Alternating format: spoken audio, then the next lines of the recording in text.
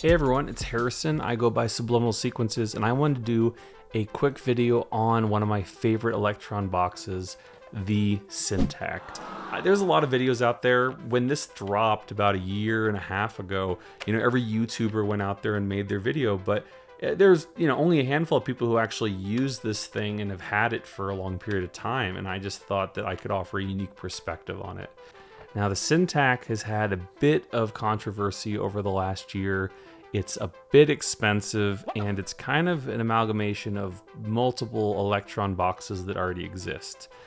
In this video, we're going to go over what the Syntakt is, what makes it unique, what makes it special, what drives it apart from the other Electron boxes, and is it worth the cost? We're going to go ahead and answer those questions in this video, plus a lot more.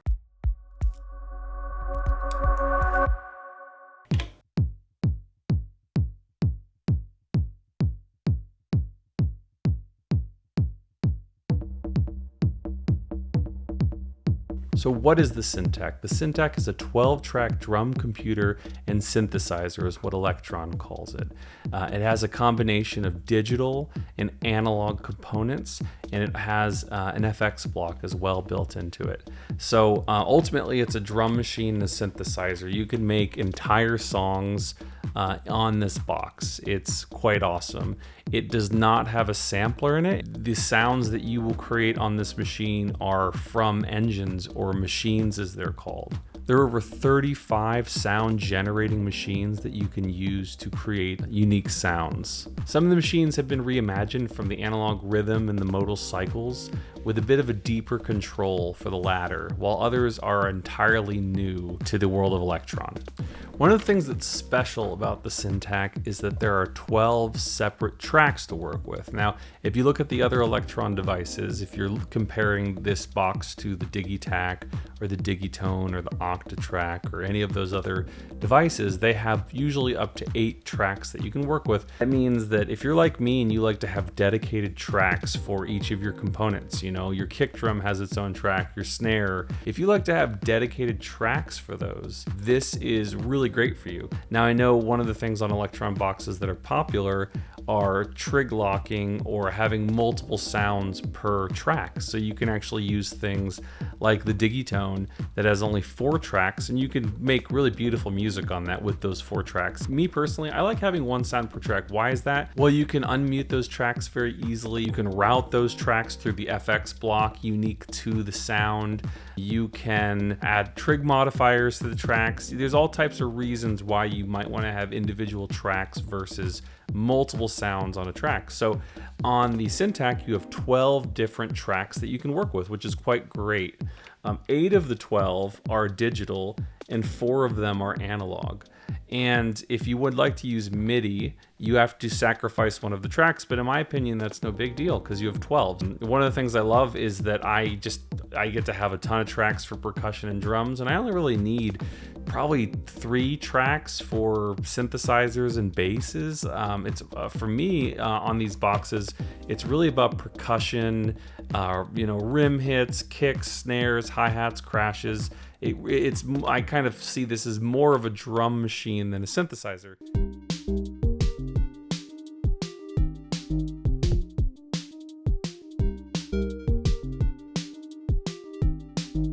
Another thing that makes this box unique is the analog FX block.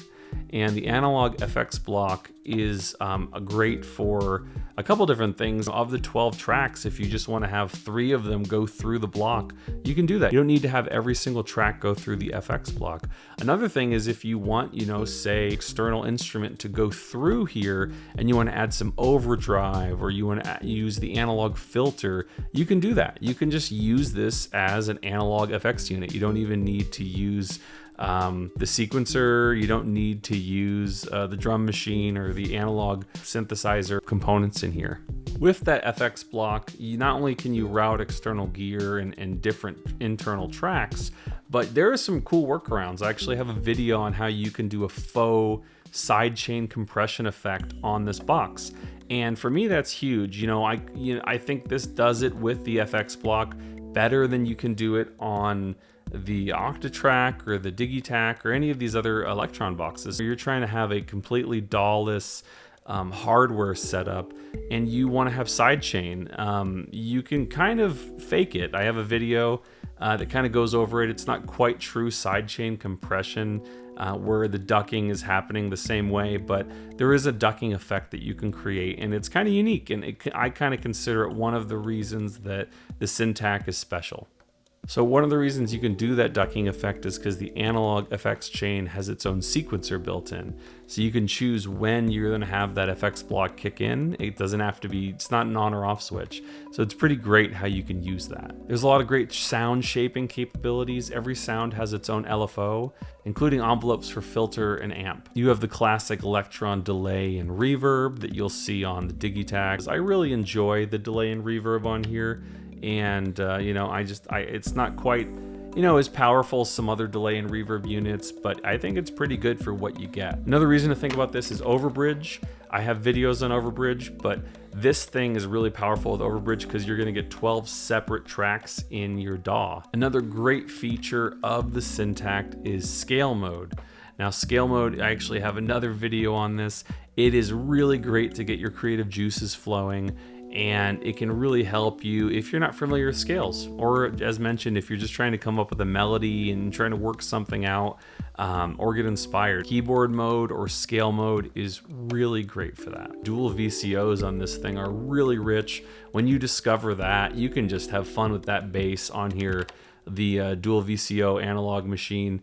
It's such a rich, strong analog bass sound that it kind of almost makes up a bit of the price difference. Okay, so what else makes this thing special? Well, there are these things called modifiers down here that are pretty neat. It's the first time Elektron's done this. You can't find these on the Digitakt or Digitone or anything like that. So this is one of these unique things that the Syntakt has. And each of them, you know, you have retrig, velocity, mod A and mod B. Truth be told, I use retrig the most. I don't really mess with them too much, but just having the retrig one is pretty fun for live performances.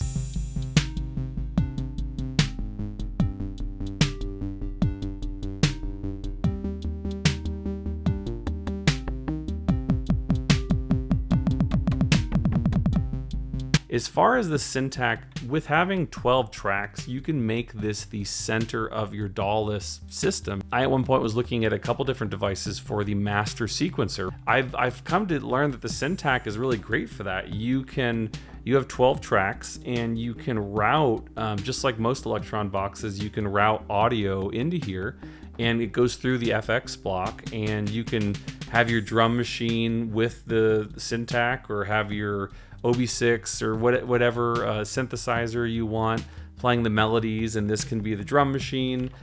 You can pair it with the Digitone and have, you know, your synths on there, and this can be 12 tracks of just layered percussion and drums, which can be really fun. Also, they just added song mode to this thing, or not too long ago. Song mode was added after I got it, and song mode is great. Going back to my argument that this can be the center of your Dawless laboratory, song mode really makes that possible. It is really sturdy, and it's a great build, and I think it's a great product. Elektron, you know, some people have had some horror stories around Elektron products, and I've been owning Elektron products for the last couple years, and I buy and sell them. I've had this for 14 months now, never had a single problem with it, knock on wood. So I think the quality and the craftsmanship's there. It's just a matter of if you're willing to kind of overpay because you believe in what they're selling. So now we're going to talk about the cons. As much as I love this box and I make a ton of videos about it, there are some cons, and there are some things you should be aware of. First off, the big elephant in the room is this thing is expensive. It's more than the other, you know, kind of Trinity set, if you will, the Digitakt and Digitone that are all the same form factor and in the same line, if you will. This costs more. When this first came out, it was about $1,000. I snagged it for only like 50 or 75 bucks cheaper. It was still in the 900 range when I snagged this because it was still pretty new after, it was only a few months after the release. I just checked now on Reverb. You can get these things about 800 bucks used. I know there was a sale last year as well where you could get them for brand new for 800 bucks. So I'm assuming there may be another sale. Now, that's more than the Digitac, that's more than the Digitone. Not as, it doesn't compete with the Octatrack or Analog 4 or some of their other things, so it's not the most expensive Electron box out there, but it is pricey, and some people ask why does it cost so much? And there is the analog effects block and analog components in here that would make this cost more. It's not all digital like the Digitone and Digitac. In an effort to not cannibalize themselves, Electron, they're not going to give you a sampler. They're not going to give you a true FM synthesizer like the Digitone. So you have to understand what you're getting, and that is kind of a con here. It is just a digital and analog drum machine with an FX block, right? It's not going to be the MPC or something that can do everything, right? That's like Ableton in a box. So you have to understand what you're getting into.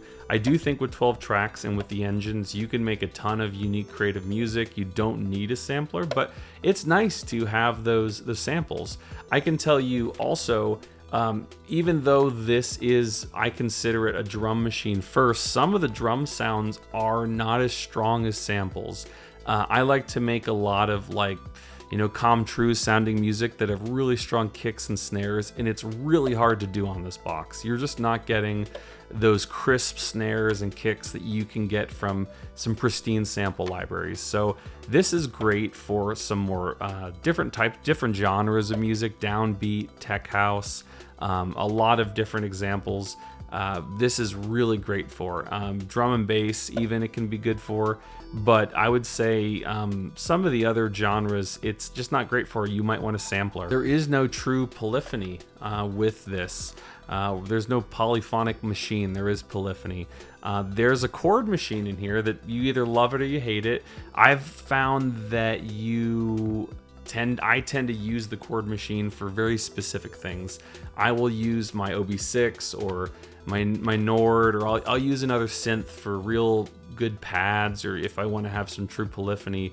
But the chord machine, honestly, it's good for stabs. It's good for drones, and it's good for stabs. And that's really all I can get out of it. But it's a nice thing to have. And again, I look at this as more of a drum machine. Of the 12 tracks, I use like 8 of them for percussion and drums. So the fact that the chord machine isn't strong, I don't really, that's why I have the Digitone. That's why I have my OB6. It's not, I don't look at this as a, analog polyphonic synth. It's not that. So you just kind of need to understand what you're getting yourself into.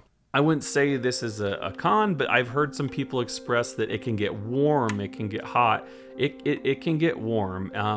I did a few tests where I was playing and I left it on, and it can get warm, especially because of the analog components. So it's never been a problem. It's never been like, I need to stop playing, this is too hot, or this is burning me or something. It's never been an issue. It's really a non-factor. Some people say, one of the cons, I suppose, is there is no arpeggiator. Unlike the Digitone, you don't have an arpeggiator in here. I just make my own arpeggios, right? It's not too hard to program, a couple notes and into the sequencer here. It sounds just like an arpeggiator. You can make it up or down or random. But just that's one of the things that should be called out, as there is just no arpeggiator on this box. As far as price, I think it's something you need to be okay with. I think everyone who gets something like this is either trying to complete their Electron, they have a Digitone, they have a Digitac, they're already part of the Electron family, and they want to add a drum machine, an analog FX block, an analog synth, to the family. I think that's one group of people who get this. If this is your first Electron box, I don't know if I'd recommend this. I would probably recommend the Digitac. It's cheaper. Everyone loves it. I love it. I regret selling it. May buy it one day again. It's just honestly the best. But if you're looking for maybe more of a drum machine where you're not using samples, you really like the FX block appeal, the 12 tracks, you may use that as the master hardware, the master sequencer for your Dawless setup. This can be more appealing. I think the Digitac, I don't really get that sense that it can drive my entire setup. I would just probably use it as a sampler or a drum machine with an existing piece of hardware. Yeah, but guys, ultimately that's my take on the Syntakt. Do you guys like it? Do you hate it? Do you want one? Do you not care? Let me know in the comments. And if you guys like this type of video, let me know. I'm happy to do some more gear reviews. So I hope you guys enjoyed the video. Thanks for watching, and drop a sub and a like if you guys like the content.